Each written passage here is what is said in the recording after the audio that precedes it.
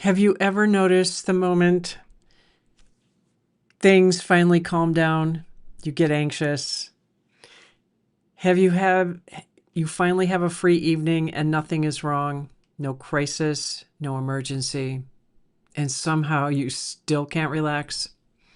You pick up a phone, you start another project, or you even clean something that doesn't need cleaning.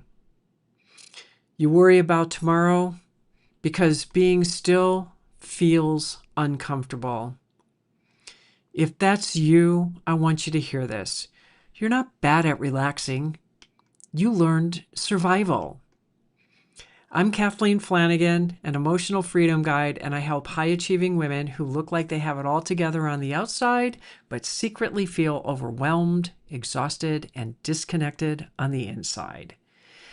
Today, we're going to talk about why your body doesn't know how to rest, why peace can actually feel unsafe, and one thing you can do to begin feeling safe enough to finally exhale. Stay until the end because I'm going to walk you through a simple exercise that you can begin calming your nervous system in just a few minutes. Have you ever said, "I don't know how to sit still.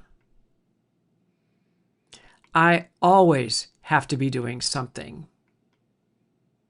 I can't shut my mind off.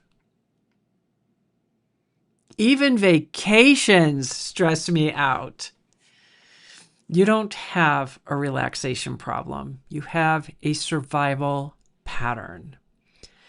For years, your body learned to stay alert, be prepared, and take care of everyone. Don't let down your guard, and eventually your body forgot how to rest. I remember a time in my own life when I finally got through a difficult season and thought I'd feel relieved. Instead, I felt anxious. I kept waiting for the next thing to happen. I didn't realize my nervous system had become addicted to bracing, and maybe that's you too. You learned survival. You became alert, responsible, and strong. But you certainly didn't feel safe, rested, or relaxed.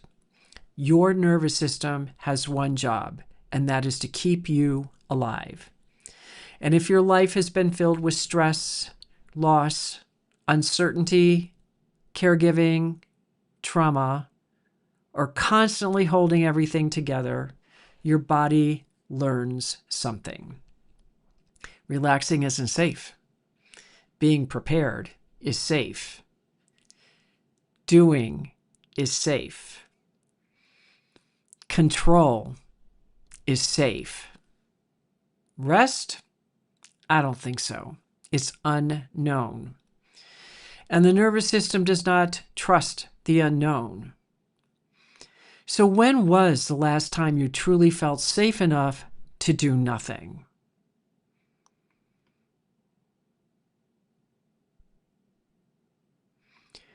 Who taught you that you had to be strong all the time? Maybe no one said it. Maybe life taught you. Maybe pain taught you. Maybe survival taught you. If this is resonating with you, tell me in the comments. Do you struggle more with slowing down or with asking for help? If you're ready to begin connecting yourself, then download my free light activation guide. It's filled with simple practices that help you feel grounded, connected, and supported. And today I want to teach you something that I call the safety reset. So let's do this together. I want you to pause and look around the room. Notice something beautiful.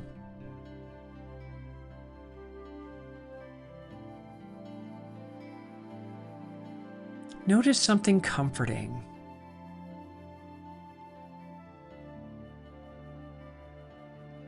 Notice something familiar.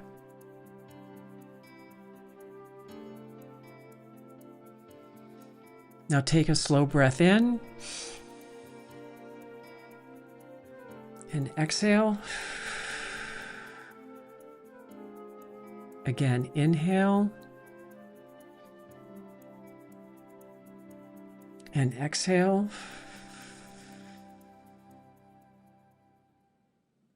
And one more time. Inhale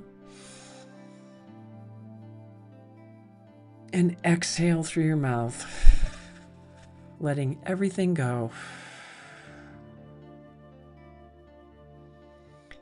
Now place your hand on your heart and say softly to yourself, I am here. I am, excuse me, I am safe in this moment.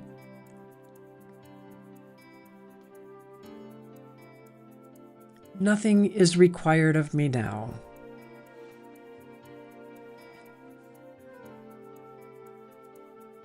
Take one more breath in and exhale. Did you notice your shoulders soften?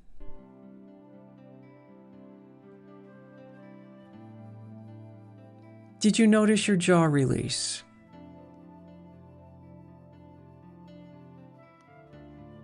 This is what safety feels like. It doesn't happen all at once.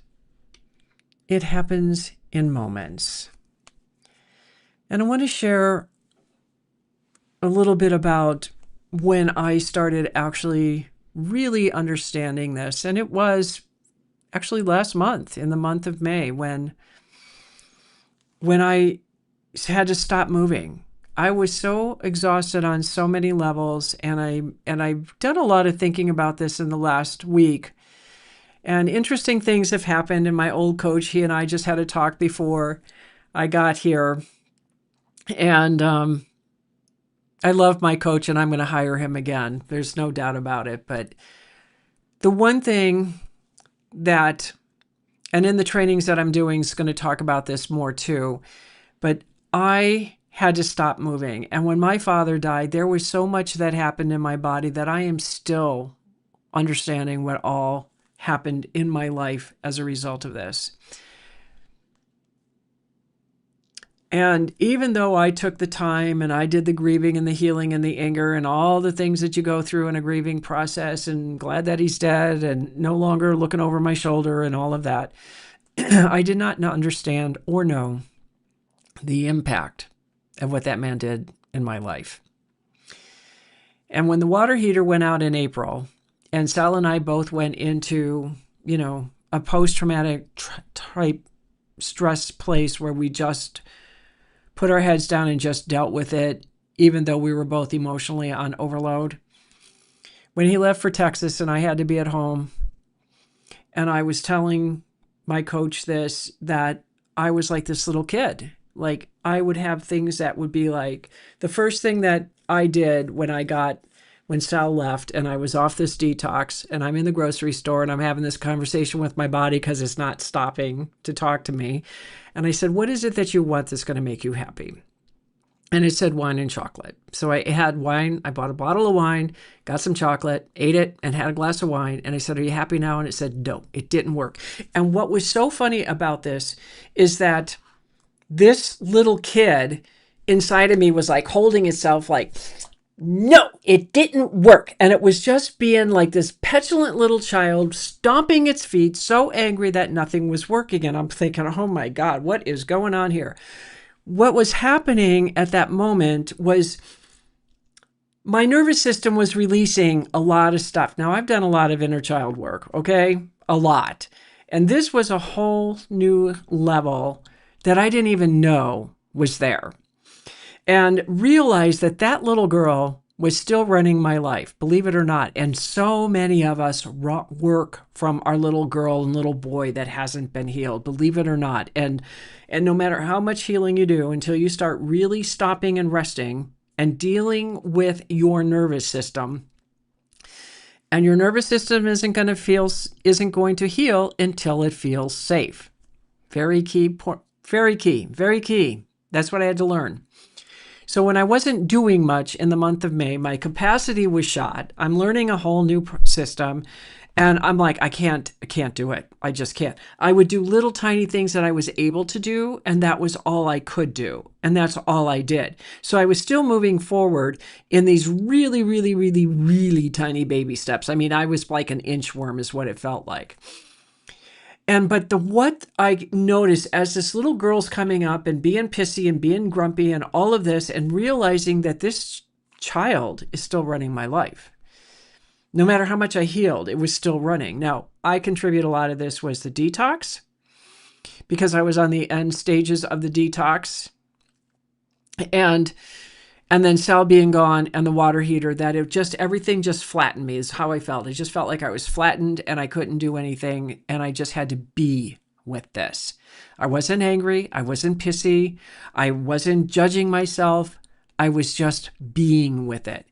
And in that process, I discovered there are 7 types of rest, and I needed all of them. I also realized that chocolate and wine was not the cure-all. I realized that having wine when I would stress out was what I did to numb whatever I was feeling, because it was so overwhelming to me and I didn't realize what I needed to do, but that was how I handled it, as many of us handle it. We have an addiction that we do. Now, I'm not addicted to wine. I like my wine, but I'm not addicted to it. So as I'm like going through this and realized that wine it just started making me feel bad, because after 90 days of not having any alcohol, it was like, yeah, I don't need this. So I wasn't interested in that. But what I did notice as the thoughts were coming up, as far as how I was feeling, what I was thinking about, realizing that the body, mind, soul connection, body, mind, spirit connection was a whole new level, at a deeper level than I ever knew. Because, my spirit wants to go out and do things. That's what drives us. Believe it or not, our spirit drives us. Our body wants to participate, but sometimes it can't, because, we're manifestation. We're solid. We're not spirit who can flit around the universe. And then there's the mind that does what the mind does. I mean, we have to deal with how our mind operates. We have to understand the mechanisms and the working operation of the mind. When you understand how the mind works, then it can start helping with the body, because the mind actually does keep our body healthy. It's what we do to it, it's what we think is what causes the stuff that goes wrong with our body. So as I'm sitting here going, wow, this is a whole new level of understanding, and I'm not sure how this is all put together yet, but I'm learning it. The one thing that I did notice probably about a week before Sal got home was there was this peace inside of me that I had never felt. I mean, a genuine peace of like, who is this person?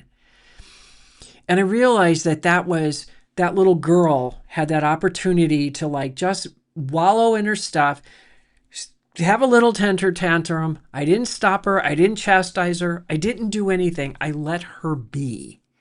And I just watched the thought forms.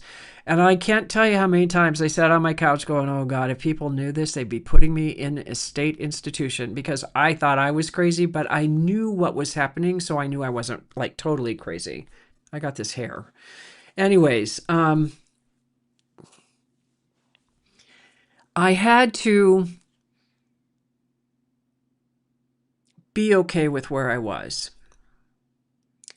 And what was it? 2 days before Sal came home, my capacity started to increase. And when I was putting all of my show stuff for the next month together, and the trainings and the live trainings I want to do and everything, 2 things happened. One of them, a question was asked, was, well, what was the moment when everything changed for you? And it was when I asked for help. And it wasn't when I thought it was. And I told this to my coach today, because I never shared this story with him. And I didn't think I knew what that story was until 2 days ago. And I reached out to him and said, I got to tell you something. Anyways, I am a strong woman, and people hang on to me like I'm the Rock of Gibraltar. And when the Rock of Gibraltar falls, they're scared because they're drowning, because they're hanging on to me for dear life. Well, I don't like that role, and yet it's that role that I have. But what I realized was there was a moment that something happened when I was working with my coach, and I was going down fast, that this, whatever this was, there was a big shift, and I freaked out. So I reached out to him and I said, I need to talk to you. Do you have a moment? And he said, give me this much time. And I said, okay. And he called me back, and I was in tears when he called back. Part of it was because of whatever was happening at that moment. But the other part was, and I realized this 2 days ago, I asked for help, and he was the first person who didn't slam the door in my face. I can't tell you how many times somebody slammed the door in my face when I asked for help. So when I say I trust no one, there's a lot of history behind that one. And that was one of the main things that I had to face. And Joey was really moved by it when I said that, because he didn't know that. And I said, but you were. And it was like, that's when I knew I could breathe. That's when I exhaled, finally exhaled. And I said, and that's when I got back into my heart, because I knew that he comes from his heart. He teaches from his heart. And that's what I wanted. And nothing has stopped me since then. But what that meant, and the things that I've put together, I had to go back to that moment in time to remind myself of when was it that I really changed? When was that moment? I'm thinking it was 2 years before that, when it wasn't. It was 2 years ago, not 4. And because of that, a lot of things have changed in my life. The quality of people that are coming into that are more heart-centered, soul-centered, they're coming in. They're helping me when I need help. And when I'm the crazy banshee lady, okay? They're there and they get me through it, and we're laughing and smiling by the end of it. Those are people I want to work with. That's how I work with people. I can handle anything. It's like, just breathe and we'll get you through it. Just breathe and we'll get you through it. And a lot of people don't do that. What else also happened, as far as feeling like I'm an adult, finally, I know that's a weird thing to say, but it feels that way. The other thing that happened also with that process is my BS barrier is so much higher than it ever used to be.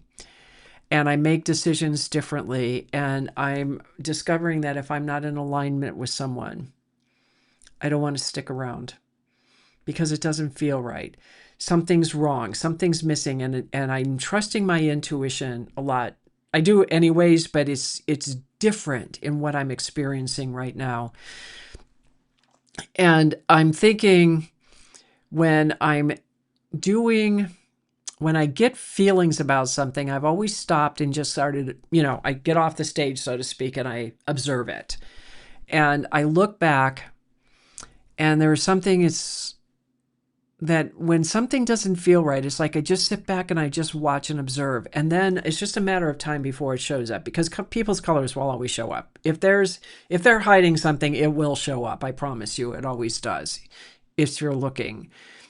And I remember, because I'm working in this beta program, and I discovered that she's using ayahuasca and other things, or whatever it is that she's using. And it's okay. I don't care. That's her choice. But it doesn't serve me. And it doesn't feel right to me. And I feel like we're out of alignment. And it made sense why that first module that I did, it didn't make sense. Like, I can't identify with this. Well, now I know why. It's not right, wrong, good or bad. It's her path. It's not my path. My path is I did everything on my own. I've learned everything. I didn't miss a beat. And to me, that's more important, because you can get to where you want to be without drugs and alcohol.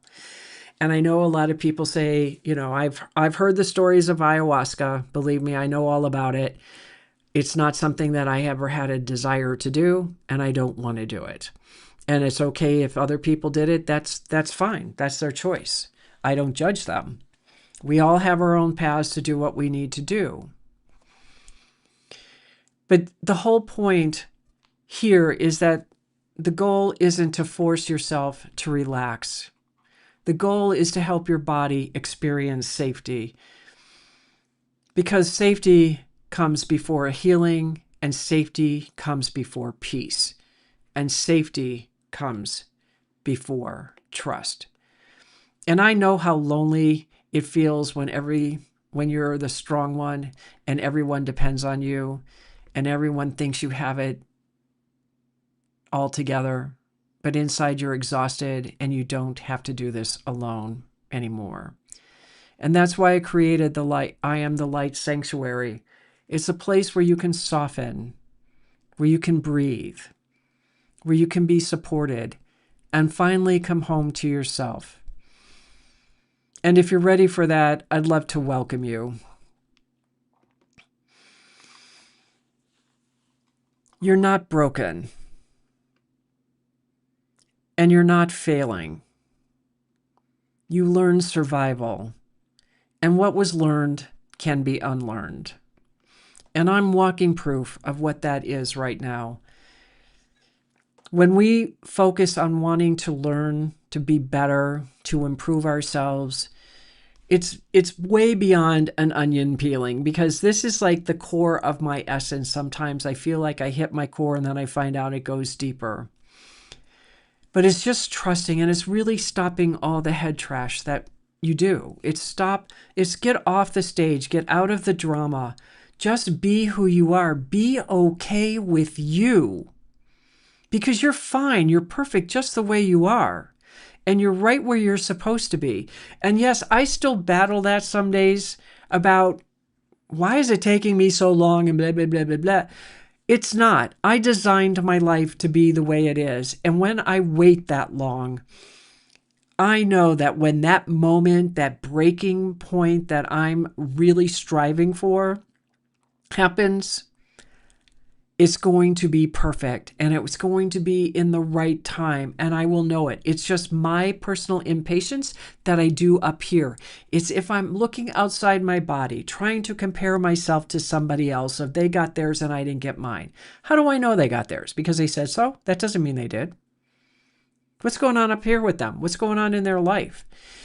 That's the reason. So that's why I stay in my lane. That's why I encourage people, stay in your lane. You haven't walked a mile in their shoes. You don't know what their life is. I don't want to know what other people's lives is. I know mine sucked. For a long time, it sucked. But you know what? It was my life. I made the best of it.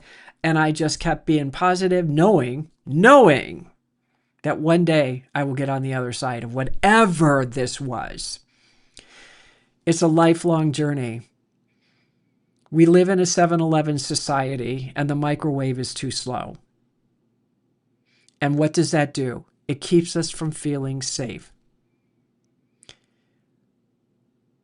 What you want to do is it's one safe breath at a time.